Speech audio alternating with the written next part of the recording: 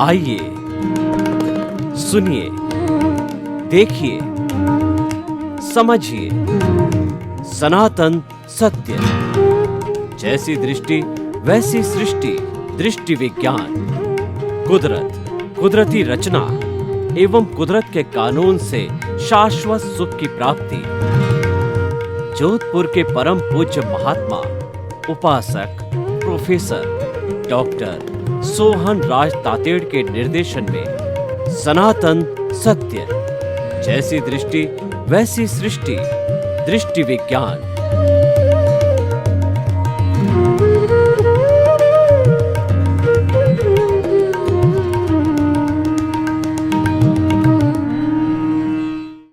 भाई और बहनों, मातृशक्ति को नमन।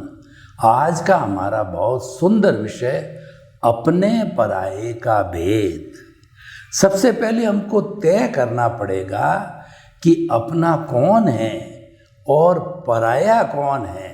अगर आपको ये तय करना है तो जब आपकी मुसीबत आवे तब जो सहयोग करे वह तो अपना है, और जब आपके आनंद की स्थिति हो, आपके जो पुण्योदय की स्थिति हो, तब जो लोग आपके सहयोग करते हैं वो लोग पराये होते हैं। इसीलिए कहा गया है कि friend in need is friend in deed. जो विपत्ति में साथ देता है वही सच्चा मित्र होता है। तो अब देखिए, अपने और पराये का भेद को हम दूसरे रूप में भी देखें कि जो परमानेंट चीज़ है वह अपना है और जो टेम्परेरी है वह पराया है। देखिए, हम कभी ट्रेन के अंदर जाते हैं तो ट्रेन में हमको कई तरह के पैसेंजर मिलते हैं और हम एक ही कैबिन में बैठे होते हैं। अलग अलग जगह वाले लोग होते हैं, उनसे बातचीत होती है। तो वो क्या होता है कि जो ही उसका स्टेशन आया वह उतर के चला गया, तो वह तो पराया हो गया।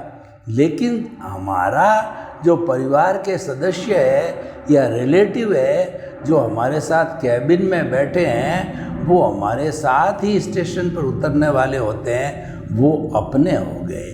यानी हम इसको व्यवहार और निश्चय जगत दोनों तरफ से देखना चाहते हैं। तो व्यवहार जगत के अंदर अपना पराये का अर्थ यह है कि जो आपको सहयोग करे, जो आपका सम्मान करे, जो आपके आज्ञा का पालन करे और जो आपके तालमेल में रहे, वह अपना है। और वह चाहे आपका बेटा ही क्यों न हो, आपकी अवज्ञा करता है, आपको चित्त समाधि नहीं पहुंचाता है और आपको परेशान करता है और हर तरीके से आपको दुखी करता है, तो अपना होते हुए भी पराया हो जाता है।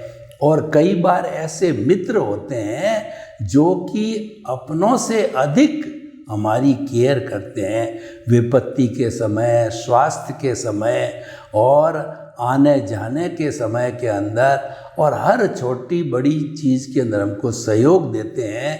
तो वो पराये होते भी अपने हो जाते हैं। तो व्यवहार जगत के अंदर, क्योंकि हम समाज में जीते हैं, मनुष्य एक सामाजिक प्राणी है, वो समाज के बिना एक दिन भी नहीं रह सकता है। समाज ही उसको पहचान देता है, समाज ही उसको प्रतिष्ठा देता है और समाज में ही वो जो कार्य करता है उसकी प्रशंसा होती है, अच्छे कार्य की, बुरे कार्य की निंदा होती। यानी मनुष्य का मूल्यांकन करने वाला समाज होता है। तो समाज के अंदर जो हमारा सहयोग करता है, परस्पर ग्रो जीवानाम, जो एक दूसरे का सहयोग करता है, जियो और जीने दो, अच्छी सोच वाला व्यक्ति है, जो कि आपका हित चिंतन करता है, सबका हित चिंतन करता है, तो वह आपका अपना हो गया। और जो नकारात्मक सोच वाला है और वह जो है किसी की निंदा करता है और किसी के साथ दुर्व्यवहार करता है, तो वह अपना होते हुए भी पराया हो जाता है। देखिए, जहाँ तक दूरी की बात होती है, मान लीजिए आपकी संतान एक आपके साथ में रहती है बिल्कुल, लेकिन वह आपकी कदर नहीं करती, वह आपका सम्मान नहीं करती, वह आपको चित समाधि नहीं पहुंचाती, तो वो तो बिल्कुल पास में बैठा है, पास में बैठा हुआ भी दूर हो गया। और एक आपका कहना चाहिए जो है संतान ऐसी है जो कि दूर बैठी है, विदेश में बैठी है, लेकिन आपकी केयर करती है, आपको आर्थिक दृष्टि से सहयोग करती है, और आपके स्वास्थ्य की बात है, पूछना ताछना, बात करना और आपसे घुल मिल जाना। तो ये जो व्यवहार जगत के अंदर अपना और पराया चलता है, और ये चलेगा, लेकिन हम जो निश्चय जगत की भी बात करें थोड़ी, तो उसके अंदर अपना पराया कैसे होता है वो हम थोड़ा उस पर भी चित्रण करें। फिर व्यवहार और निश्चय जगत है, दोनों को मिलाकर करेंगे कि हम जीवन की पद्धति को कैसे बनावें कि हमारा व्यवहार जगत भी अच्छा चले, निश्चय जगत भी अच्छा चले, और कुल मिलाकर के हम रिजल्टेंट रूप में एक ऐसा जीवन जिए जो कि एक आइडियल हमारी जो है जीवन हो जावे। देखिए, भीतरी जगत की बात करें तो हमारा आँख बंद करके जो हम भीतर की ओर झांकते हैं वो हमारा भीतर का जगत है, और खुली आँख के द्वारा जो हम देखते हैं वो हमारा बाह्य जगत है, व्यवहार जगत है। तो हमारे व्यवहार जगत में द्वंद्व होता है, क्योंकि खुली आँख में 2, 4, 5, 10 और जो है असंख्य वस्तुएं भी हो सकती है। लेकिन हमारे भीतरी जगत की हम बात करें तो भीतरी जगत के अंदर तो आप और आपका प्रभु है, वहाँ तो लिमिटेड चीज़ें हैं, क्योंकि दूसरा व्यक्ति उसमें एंट्री ले नहीं सकता। आपकी पत्नी भी है तो भी वो आपके भीतरी जगत के अंदर दस्तक नहीं दे सकती है। एक परिंदा भी भीतरी जगत के अंदर प्रवेश नहीं कर सकता है, वह तो एकदम आपका टाइट जगत प्योरली आपका होता है। यह बात अवश्य है कि वहाँ पे आप और आपके प्रभु होते हैं, यानी आत्मा का आत्मा से वार्तालाप होता है। मन भी है, वो भी एक प्रभु का भाग होता है। तो मन जो है वो भीतर जो प्रभु जो कि अशरीरी हो तो बोलता नहीं है, लेकिन उसकी जो भाव सत्ता है जो सारा पुरुषार्थ करती है, जिसको हम प्रतिष्ठित आत्मा कहते हैं, जिसका मन भी एक भाग होता है, तो उसके प्रतिष्ठित आत्मा से मूल आत्मा का वार्तालाप हो सकता है। जो मूल आत्मा होता है वह एकदम विशुद्ध होता है, प्योर होता है। उसको कहा जाता है कि प्योर सोल परमात्मा और परमार्थ की चेतना वाला प्योर कहा जाता है। उसमें कोई इम्प्योरिटी नहीं होती है। वह 24 कैरेट का सोना होता है, वो 999 जो है नंबर का बिस्किट होता है सोने का। तो भाई और बहनों, ऐसी प्योर जो चीज़ है हमारे भीतर विराजमान है मूल रूप के अंदर, और वह अशरीरी, वे कुछ करती भी नहीं है, कुछ कर भी नहीं सकती क्योंकि उनके शरीर नहीं है, लेकिन उसकी प्रेजेंस के बिना कुछ होता भी नहीं है। देखिए कितनी बड़ी बात है कि वह स्वयं अक्रिया है, लेकिन उसकी हाजिरी बिना आप मुर्दे हो। आप न तो हाथ हिला सकते हो और न बोल सकते हो, और आप तो जड़वत हो जाते हो और आपको जला दिया जाता है। तो प्राइम इम्पोर्टेंस की चीज़ है हमारी मूल स्वरूप की आत्मा, अक्रिया आत्मा, और उसकी जो शक्ति होती है उसको हम लब्धि वीर्य कहते हैं।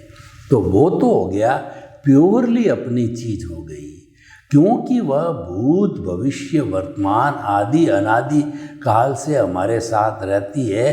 एक क्षण भी ऐसा नहीं आता है कि वह हमसे अलग हो जाए। ये बात अलग है कि अभी हम परमात्मा बने नहीं, हमारा स्पष्ट वेदन हुआ नहीं है।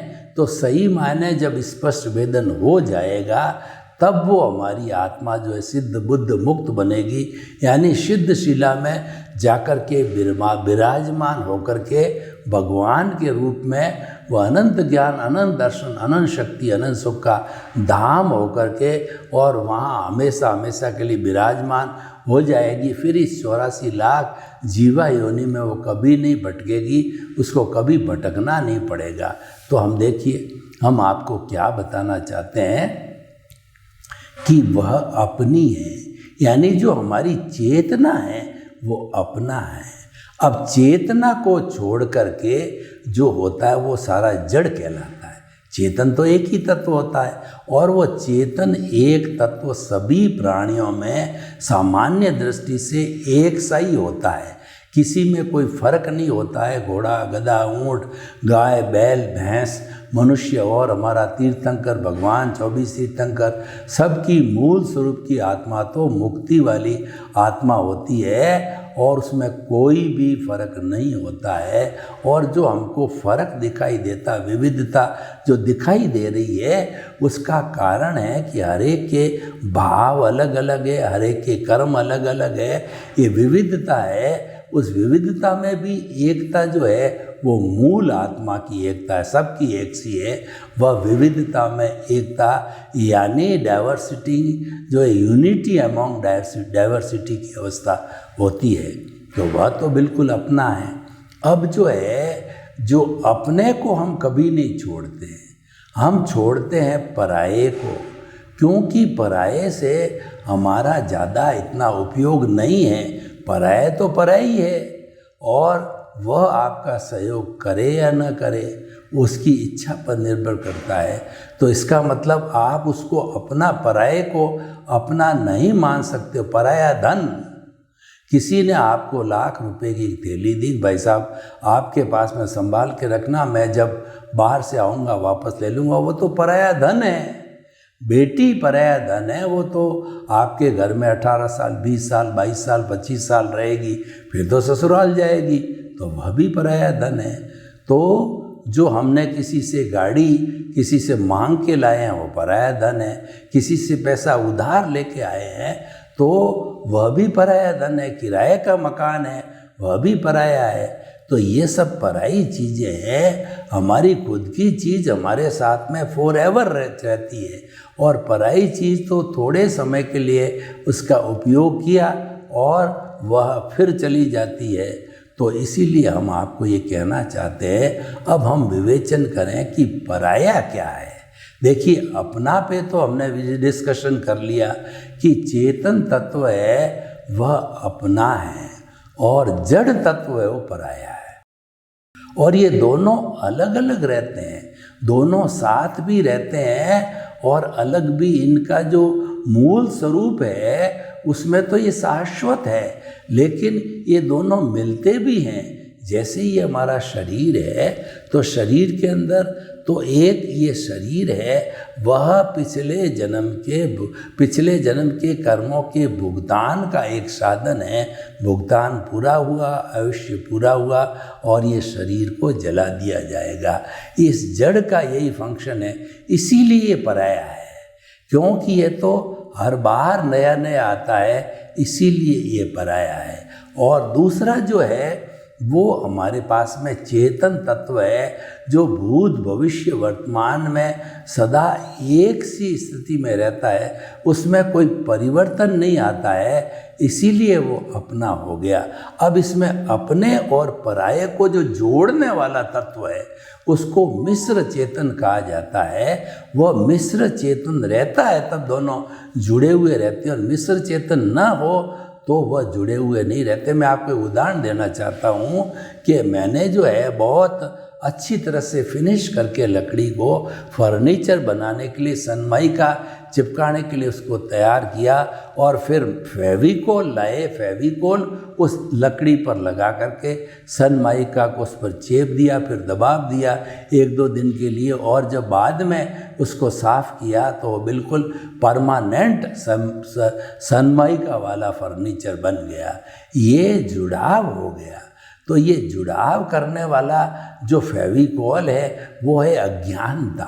ये अज्ञानता जो है अपने और पराये को मिलाती है, और इस अज्ञानता को समाप्त किया जाता है तो अपना होता है, वो तो मुक्ति में चला जाता है, और पराया होता है जो कि ब्रह्मांड से आया है, वो ब्रह्मांड में चला जाता है। हमारा कार्मण सती चतुस्पर्शी होता है, जो कि चतुस्पर्शी के पुद्गल है। हमारे मन वचन काया वो ताण के लाते हैं, और भीतर जो हमारा जो कषाय है उसको सौंप देते हैं। तो इस तरीके से जो है ये हमारा चलता रहता है। तो हम आपको ये बताना चाहते हैं कि अपना जो होता है वह चिरस्थायी होता है, पराया होता है वो टेम्परेरी होता है। तो भीतरी जगत की बात करो, जो जड़ तत्व है, जैसे मन है, बुद्धि है, अहंकार है, ये सारे जो है सूक्ष्म चीज़ें हैं, वो सारे जड़ पदार्थ है। चेतन तो केवल एक आत्म तत्व है। एक आत्म तत्व को छोड़ करके दुनिया का समस्त जो है वह जड़ पदार्थ है। और जो है वो आत्म तत्व जो है हमारा, वह अजर अमर अविनाशी सबका एक सा है, तो मोल उसका ज़्यादा है। तो हमें अपने पराये का भेद करना चाहिए।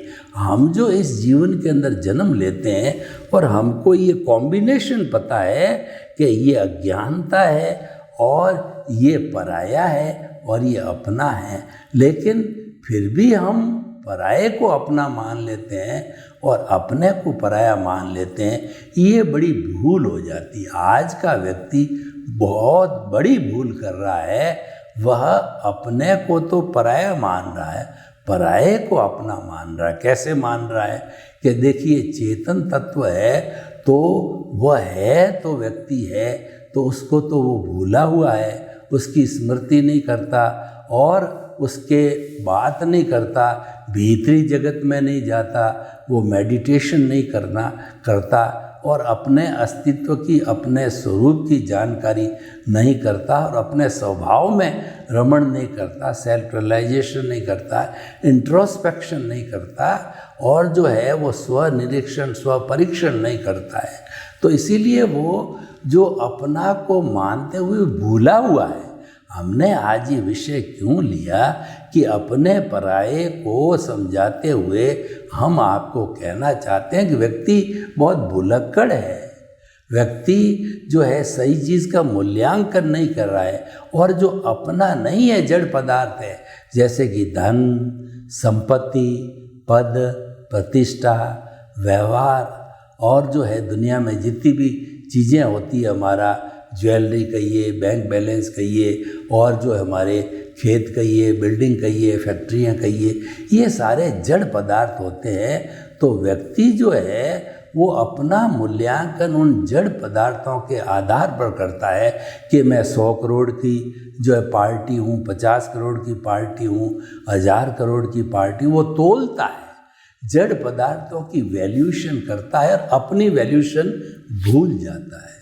तो कितनी बड़ी कहना चाहिए कि हमारे भीतर जो है ये बड़ी से बड़ी भूल चल रही है। इसको मिथ्या ज्ञान, मिथ्या दर्शन कहते हैं कि जो हमारा है उसको हम भूल गए, पराया है उसको हमने स्वीकार कर लिया।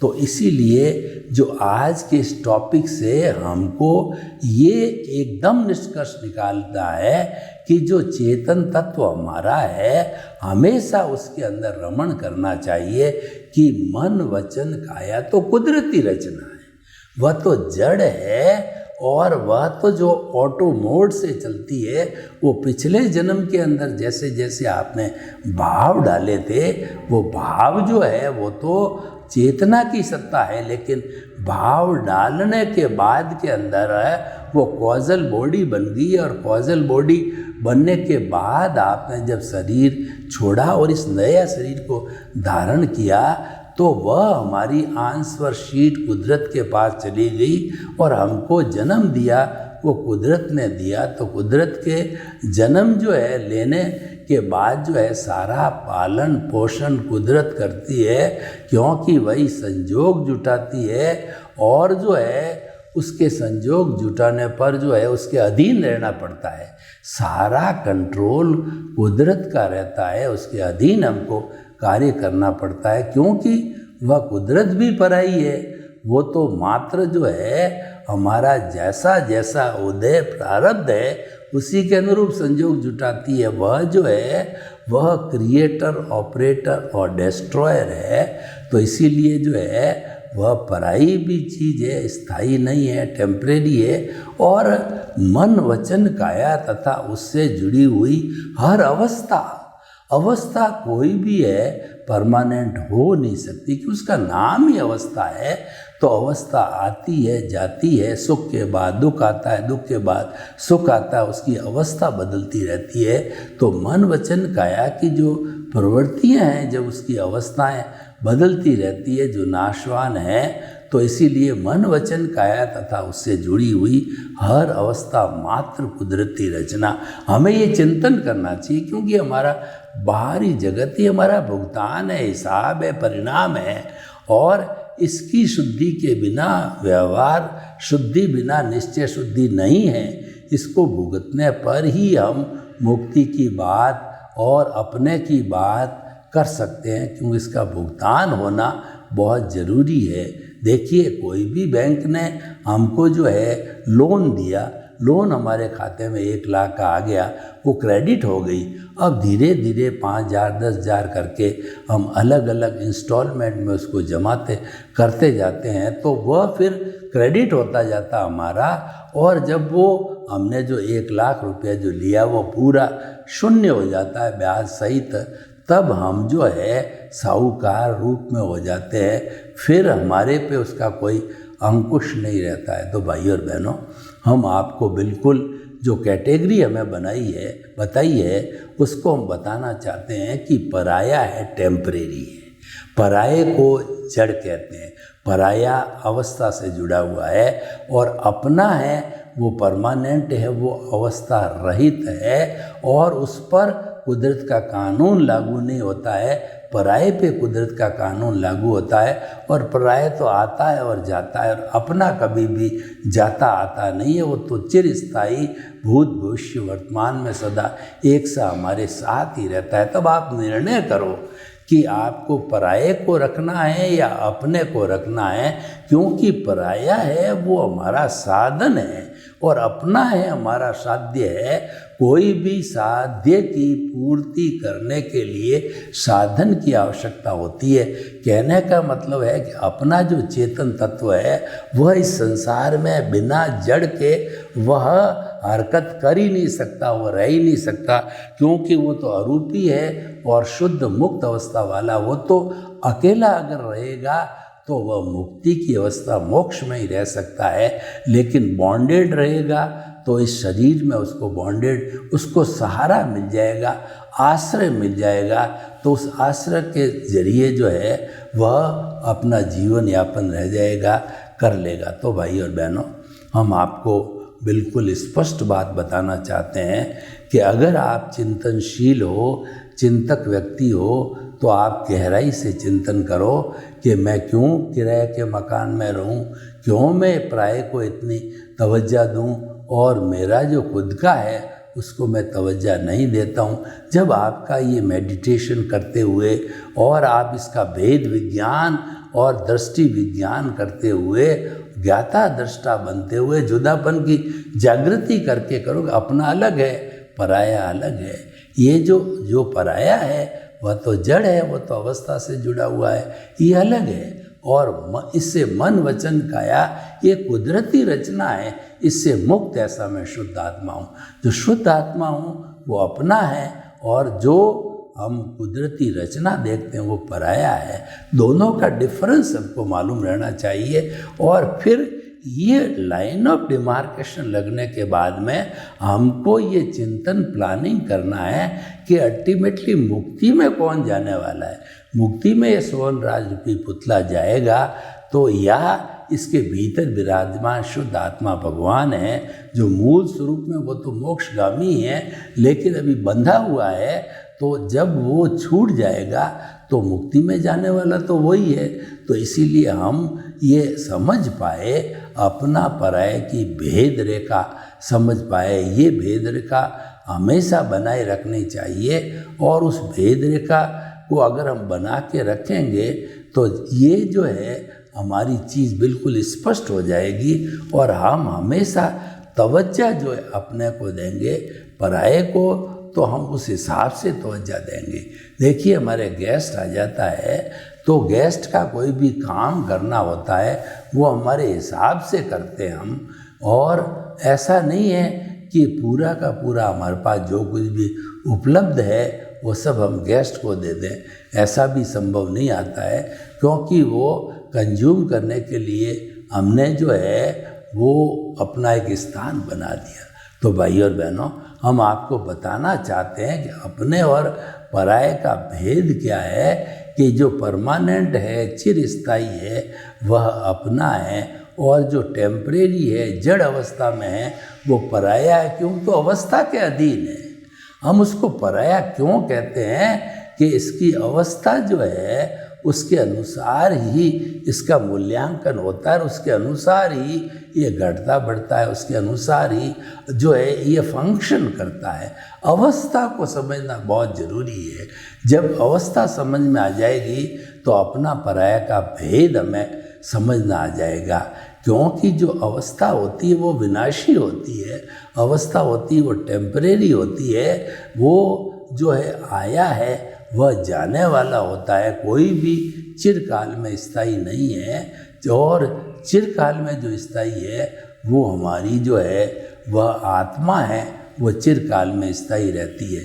तो भाई और बहनों, हम आपको बताना चाहते हैं कि कुदरती रचना टेम्परेरी है, हमारा साधन है उसको देखते जाना है, देखते जाना है कुदरती रचना को, और देख करके जो है हमें उसके जो है वो ज्ञाता दृष्टा रूप में अलग रखना है, प्रकृति और पुरुष को अलग रखना है। सर्वे भवन्तु सुखिनः सर्वे सन्तु निरामया, लोक के सब जीवों को सुख मिले, शांति मिले, आनंद मिले, प्रेम मिले, सौहार्द मिले, और सभी जो है अपने जीवन को आनंदमय बनाते हुए हम प्रभु भक्ति में लीन हो जावे। आपके प्रति मंगल।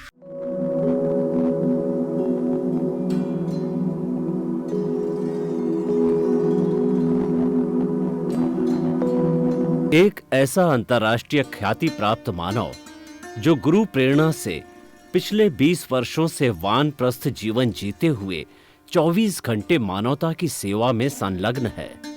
एक ऐसा मानव जो अभी राष्ट्रीय, अंतर्राष्ट्रीय टीवी चैनलों पर 7,500 एपिसोड के माध्यम से सनातन सत्य, आत्मविज्ञान एवं पुनरुत्थान, व्यवहार एवं निश्चय जगत के जीवनोपयोगी विषयों पर हृदय स्पर्शी प्रवचन कर चुका है। उस मानव का नाम है महात्मा उपासक प्रोफेसर डॉक्टर सोहन राज तातेड़। प्रोफेसर तातेड़ द्वारा योग, दर्शन, शिक्षा विषयों पर रचित पीएचडी स्तर के 250 शोध ग्रंथ भारत के 100 प्रतिष्ठित विश्वविद्यालयों में शोधार्थी पढ़ रहे हैं, तथा वे सभी शोध ग्रंथ वहां की सेंट्रल लाइब्रेरियों में उपलब्ध हैं। महात्मा सोहन राज ने अभी तक हजारों स्कूलों, कॉलेजों, विश्वविद्यालयों एवं संस्थाओं में सेमिनार, वर्कशॉप, कैंप लगाकर लाखों विद्यार्थियों को योग, दर्शन, शिक्षा का प्रशिक्षण देकर उन्हें सुसंस्कारित किया।